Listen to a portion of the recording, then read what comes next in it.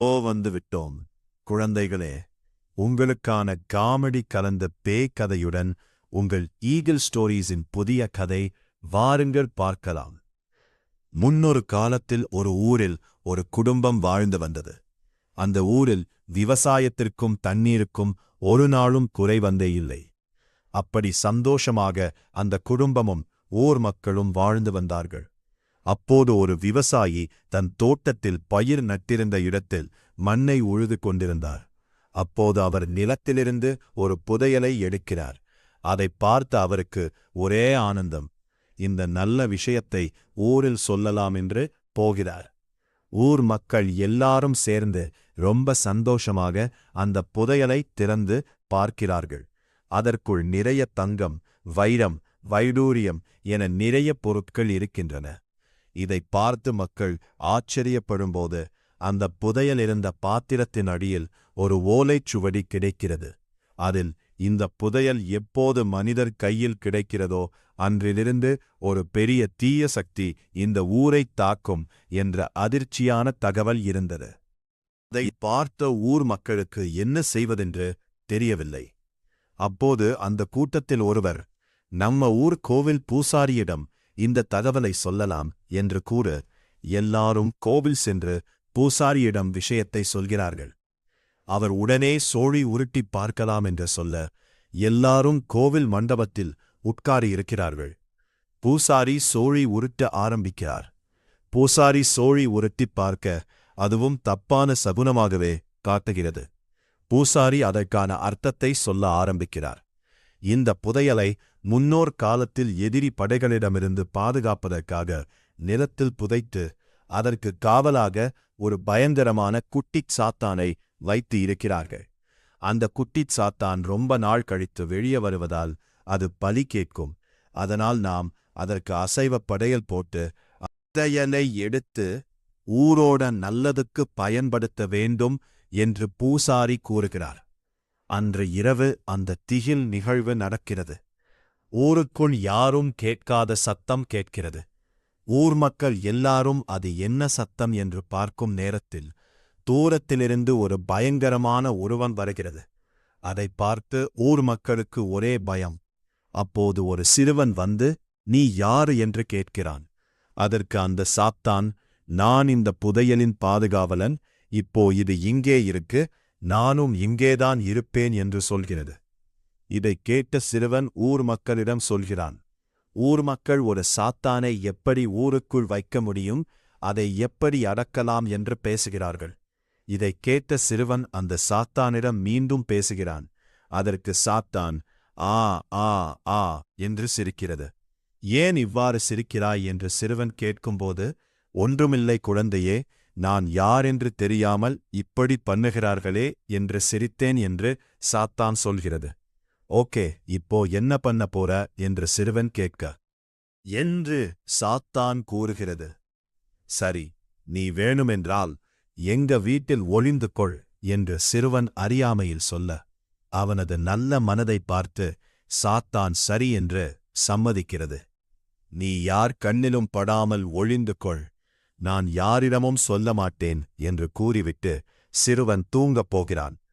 அடுத்த நாள் காலையில் எழுந்து சாப்பிட என்ன வேண்டும் என்று சாத்தானிடம் கேட்டுகிறான். அதற்கு சாத்தான், எனக்கு ஒரு மாம்பழம் போதும் என்கிறது. இதை கேட்ட சிறுவன் ஆ ஆ ஆ என்று நகைக்கிறான். உனக்கு ஒரு பழம் போதுமா? அன்று ஊர் மக்கள் அசைவ படையலிட்டார்கள், நீ வெறும் பழம் போதும் என்கிறாயே என்று கேட்டுகிறான். ஆம், அன்று என்னை கேட்டு ஊர் மக்கள் படையல் இடவில்லை இல்லையா என்று சாத்தான் கேட்க, சிறுவனும் ஆம் என்கிறான். அப்படியென்றால் அந்த படையலை யார் சாப்பிட்டது என்று சிறுவன் கேட்க, அதற்கு சாத்தான், நான் வெறும் சைவம் சாப்பிடும் சாத்தான் மட்டுமே. ஏனெனில் என்னை அடக்கி ஆழ்பவர் தேவர்களுக்கெல்லாம் தேவர் மகாதேவர் ஆவார். அவரிடம் வரம் பெற்றுத்தான் உங்கள் முன்னோர்கள் என்னை பூலோகம் வரவழைத்தார் இந்த புதையலை காப்பாற்ற. அதனால் அவரிடம் கைலாயத்தில் சைவ விருந்து பாயசம் சாப்பிட்டு நானும் முழு சைவப்பிரியன் ஆகிவிட்டேன். அதனால் எனக்கு ஒரு கனி போதுமானது குழந்தையே என்கிறது. சிறுவனும் கனி கொண்டு வரச் செல்கிறான். சாத்தான் அந்த வீட்டைச் சுற்றி பார்க்கிறது. மிகவும் ஏழ்மையான குடும்பம் அது. இதைக் கண்டு சாத்தான், ரொம்ப நல்ல சிறுவன், ஆனால் இவன் குடும்பம் ஏழ்மையில் வாழ்கிறதே, ஏதேனும் செய்ய வேண்டும் என்று முடிவு செய்கிறது. சிறுவன் கனியுடன் வர இருவரும் சாப்பிட்டுவிட்டு தோட்டத்திற்குச் செல்கிறார்கள். அங்கே ஒரே ஒரு கிணறு மட்டுமே இருக்கிறது. அதில் பல 100 ஏக்கர் நிலத்தில் ஊர் மக்கள் விவசாயம் செய்ய வேண்டும். ஒவ்வொருவருக்கும் குறிப்பிட்ட நேரம்தான் தண்ணீர் கிடைக்கும். இவ்வாறு பற்றாக்குறையினால் சிறுவன் குடும்பம் போலவே பல குடும்பங்கள் விவசாயம் செய்ய முடியாமல் இருந்தன. இதை பார்த்த சாத்தான் உதவி பண்ண வேண்டும் என்று யோசிக்கிறது. ஒரு பக்கம் ஊர் மக்கள் சாத்தானை அடக்க நிறைய சாமியார்கள் கூட்டி வருகிறார்கள். மறுபக்கம் சாத்தான் ஊருக்கு உதவி பண்ண தயாராகிறது.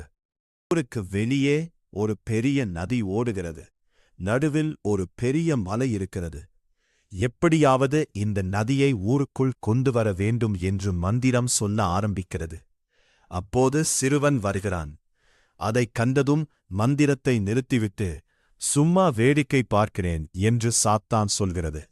ஐயோ, இப்படி முட்டாள்தனமாக இருந்தால் உன்னை அடைத்து வைத்து விடுவார்கள் என்று சிறுவன் வெகுளித்தனமாக சொல்கிறான்.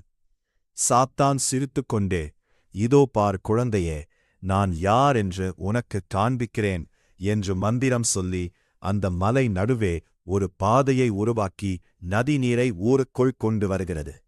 இதைப் பார்த்து ஆச்சரியப்பட்ட சிறுவன், எப்படி செய்தாய் என்று கேட்க, சாத்தான் தன் உண்மையைச் சொல்கிறது. இதோ பார் குழந்தையே, நான் சாதாரண சாத்தான் இல்லை. நான் மேலோக்கத்தில் மகாதேவரின் பிரியமானவன். எனக்குள் விசேஷ சக்திகள் உண்டு என்று சொல்கிறது. உன்னால் என்னெல்லாம் பண்ண முடியும் என்று சிறுவன் கேட்க, என்னால் அனைத்தும் பண்ண முடியும் என்கிறது சாத்தான். நீ செய்த செயலால் இன்று எங்கள் ஊருக்கு நல்ல நீர்நிலைய விவசாயமும் கிடைத்துள்ளது. அதற்கு நன்றி என்று சிறுவன் சொல்ல, அது எனது கடமைகளில் ஒன்று என்று கோரிவிட்டு இருவரும் வீட்டுக்கு செல்கிறார்கள். மறுபக்கம் சாமியார்கள் சாத்தானை அடக்க பெரிய பூஜைக்கு ஏற்பாடு செய்கிறார்கள். இதைக் கேள்விப்பட்ட சிறுவன் ஓடி வந்து சாத்தானிடம் சொல்கிறான், பயம் வேண்டாம் குழந்தையே, இன்று இரவு மட்டும் போதும், எனது கடமை முடிந்துவிடும், அப்புறம் நானே சென்று விடுவேன் என்று சாத்தான் சொல்கிறது. இன்று இரவு என்ன நடக்கப் போகிறது என்று சிறுவன் கேட்கா, பொறுத்திருந்து பார் என்கிறது சாத்தான். சிறுவனுக்கு ஒன்றும் புரியவில்லை. சாத்தான் விளக்குகிறது, இந்த புதையலை பாதுகாக்கவே நான் வந்தேன். புதையலின் எதிரி ஒருவன் இருக்கிறான். அவனிடமிருந்து இதை காப்பாற்ற வேண்டும் என்கிறது. அந்த எதிரி யார் என்று சிறுவன் கேட்கா, அதற்கு சாத்தான், அவன் பூதங்களுக்கெல்லாம் அதிபதி, பேய்களின் ராட்சசன், அகோரங்களின் அதிபதியான இரத்த ராட்சசன். அவன் இந்த புதையல் மீது பேராசை கொண்டு பல கிராமங்களைக் கஷ்டப்படுத்தினான். அப்போதுதான் ஒரு முனிவர் தவம் செய்து என்னை வரமாகப் பெற்றார். இந்த முனிவர் இந்த புதையலை மறைத்து வைத்தார். ஆனால் விதி அதை மீண்டும் வெளிப்படச் செய்துவிட்டது. இன்று இரவு அவன் புதையலுக்கு வருவான். அவனை அடுத்துவிட்டு நானும் என் கடமையை முடித்து மேலோகம் செல்வேன் என்கிறது. இதைக் கேட்ட சிறுவன் கண்ணீருடன், நீங்களும் செல்வீர்களா என்று கேட்க, ஆமாம், அது காலத்தின் கட்டாயம் என்கிறது சாத்தான். ஒரு புறம் சாத்தானை அடக்க பூஜை நடக்கிறது. சிறுவன் அழுது கொண்டு கோவிலுக்குள் நுழைகிறான். இரத்த ராட்சசனை எதிர்பார்த்து சாத்தான் ஒரு பக்கம் காத்திருக்கு. சிறுவன் மக்களிடம் உண்மையைச் சொல்கிறான். மக்கள் அதிர்ச்சி அடைகிறார்கள். இரவு வேளை நெருங்குகிறது. சூரியன் மறைகிறது. நிலவுக்கு நடுவில் ஒரு பெரிய சப்தம் கேட்க சாத்தான் கோவிலுக்கு விரைந்து வருகிறது. இரத்த ராட்சசன் வந்துவிட்டான். நீங்கள் யாவரும் கோவிலுக்குள் சென்று பாதுகாப்பாக இருங்கள் என்று அனைவரையும் பாதுகாக்கிறது. இருள் சூழ, ஓநாய்கள் ஊளையிட, பயங்கரமான உருவத்தில் உடலில் இரத்தம் சொட்டச் சொட்ட சாத்தான் முன்னாடி தோன்றுகிறான் இரத்த அசுரன். இதைப் பார்த்து மக்கள் பயந்து மகாதேவரை பூஜிக்க ஆரம்பிக்கிறார்கள். சாத்தானுக்கும் இரத்த அசுரனுக்கும் பயங்கரமான சண்டை நடக்கிறது. எந்த சாத்தானை அடக்க வேண்டும் என்று பூஜை செய்தார்களோ அதே சாத்தானுக்கு உதவி பண்ண அந்த பூஜையை திருப்புகிறார்கள். இரத்த அசுரன் பல சக்திகளைக் கொண்டு சாத்தானை மயக்கச் செய்கிறான். புதையலை எடுக்கப் போகும் முன் ஊரைக் கொளுத்த ஆரம்பிக்கிறான். அப்போது மக்கள் செய்த பூஜையால் மகாதேவர் சாத்தானுக்கு அதிக சக்திகளை வழங்குகிறார். பலம் பெற்ற சாத்தான் இரத்த அசுரனை அடித்து துவம்சம் செய்து அழிக்கிறான். பிறகு ஊர் மக்களிடம் புதையலை கொடுத்து இதை நல்ல விஷயங்களுக்கு பயன்படுத்துங்கள் என்று கூறிவிட்டு சாத்தான் மேலோகம் கிளம்புகிறார். மக்கள் அனைவரும் பயந்த கண்ணோடு பார்த்து சாத்தானை அன்பு கண்ணீரால் வழியனுப்பி வைக்கிறார்கள். நீதி என்னைக்கும் ஒருத்தரை அவரது தோற்றத்தை வைத்து மதிப்பிடக்கூடாது என்பதற்கு இந்த கதையே உதாரணம்.